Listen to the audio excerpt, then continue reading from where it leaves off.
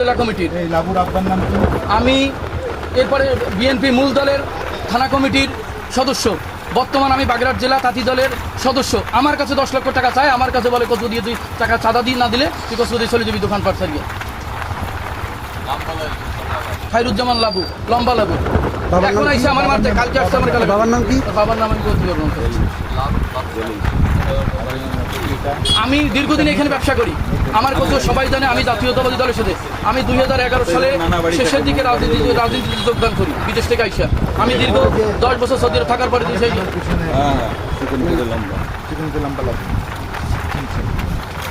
এখন আমার কাছে 10 লক্ষ টাকা চাঁদা চাইয়া আমার কালকে এসে গালাগালি করে গেছে আমার দোকানে, আমার না পাইয়া আজকে এসে চান্দা নীতি। কার লোক, কার সেক্টরে চলে, নাম বলেন। সে চলে হচ্ছে সেটা আমি ঠিক জানি না। সে সেলিম সাহেব গ্রুপের রাজনীতি করে। আমি কিছুদিন আগে আমি জাস্ট ব্যবসার খাতিরে আমি আসাদুজ্জামান পান্নার নির্বাচন করি, সেখানে আমার আজে বাজে কথা বলে এবং সে চায় না যে আমি বিএনপির সাথে রাজনীতি থাকি। সে খুব সম্ভব সেলিম সাহেবের রাজনীতি যে সাদা চাইছে সে কার সাথে চলে? এই যে সদ্য যে নির্বাচন গেল সে কোন মার্কার সাথে ছিল বলেন? সাদা মার্কার সাথে ছিল। সে আমার কাছে, আমিও সাদা মার্কার সাথে ছিলাম, সেও সাদা মার্কার সাথে ছিল, কিন্তু সে আমার কাছে অনেক দিন ধরে সে সাদাবাজি করবে, 10 লক্ষ টাকা সাদা দিতে হবে আমার।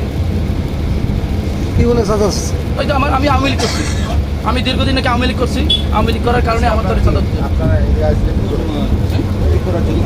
সাদা নিয়ে কালকে আসছে গালাগালি, আমার পায়নি, ওদের গালাগালি করে গেছে, আমার গালাগালি করে গেছে। আমি নাকি তারে কবে গালাগালি করছি, কবে কি করছি, তার সাথে আমার কোনো শত্রুতা নাই ব্যক্তিগত।